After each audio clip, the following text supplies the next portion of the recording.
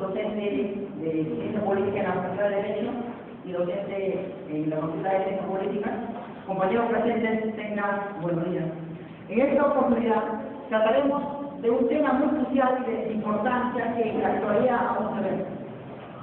En la actualidad, cuando se quiere explicar algún acontecimiento importante en la historia de una ciudad, de un país, de un continente, siempre ocurre que nos vemos obligados a dar un vistazo de más atrás de los hechos, a antes de los hechos, para así, de una manera, encontrar, comprender las causas fundamentales de estos acontecimientos. A continuación, trataremos acerca de los antecedentes, las causas, el desarrollo, las consecuencias, los conceptos, los tipos y algunas alternativas de solución acerca de la violencia política, que en esta mañana es el tema de exposición.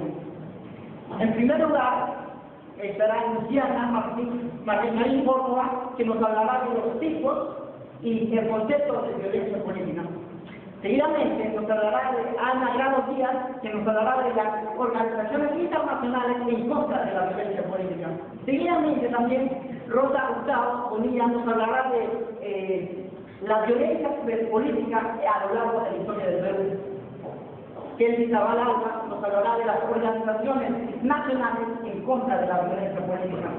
Y para concluir y de manera para finalizar la exposición, David García Viena nos hablará de la Comisión de la Verdad, que hizo estadísticamente una evaluación de las consecuencias que trajo por las grandes violaciones que implantaron en el Perú por los actos revolucionarios, los actos de violencia, por los movimientos del MRTA y Sendero Luminoso. La libertad no consiste en hacer lo que se quiere, sino en hacer lo que se debe. De esta manera, a manera de reflexión, empezaremos la solución. Como sabemos, el hombre desde el inicio de la historia siempre fue violento. Utilizaba la violencia para de otra manera tener algún cargo, algún poder y dominio sobre un determinado grupo. Desde tiempos inmemoriales ya el ser humano, el hombre en su evolución, hacía uso de la fuerza exclusivamente para obtener poder y dominio sobre determinados grupos o personas. Y si pudiéramos analizar una breve comparación sobre el hombre antiguo, el hombre nómada, y con el hombre sedentario, el hombre actual, nosotros, ¿podríamos encontrar una diferencia entre la violencia? Pues el Sigmund Freud nos hace una respuesta a eso. Nos dice que la violencia nunca ha desaparecido. La agresión está presente, la violencia nace con el hombre y con el hombre morirá. Entonces, como empezaremos a desglosar la violencia política, daremos un concepto acerca de la violencia. La violencia es la acción ejercida por una o varias personas en donde se somete de manera intencional al maltrato, opresión, sufrimiento, manipulación u otra acción que atente contra la integridad, ya sea físico, psicológico, moral, de una persona o de un grupo de personas. La violencia y sus manifestaciones son un tema social que preocupa actualmente a los ciudadanos.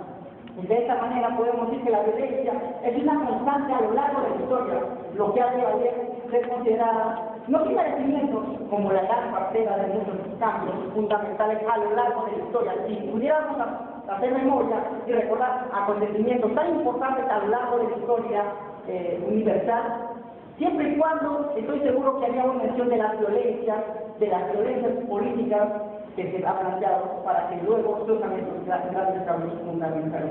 También hablar de violencia siempre nos lleva al margen de la política, de organizaciones políticas, del actual político. Y por eso pasaremos a la segunda parte de violencia política, que es la política. La política, en el mejor sentido de la palabra, dice que es una rama de la moral que se ocupa de la actividad en virtud de la cual una sociedad libre, compuesta por hombres libres, resuelve los problemas que le plantea su convivencia colectiva. Podemos decir también que es un quehacer ordenado al bien común. Violencia y política no tienen nada de relación, como hemos podido ya ver, pero sin embargo, en la actualidad vemos lo contrario. Podemos decir que la violencia y la política deberían ser términos rotundamente opuestos, por cuanto la política es, digamos, el instrumento que emplea las sociedades para evitar que los conflictos deriven en situaciones de violencia.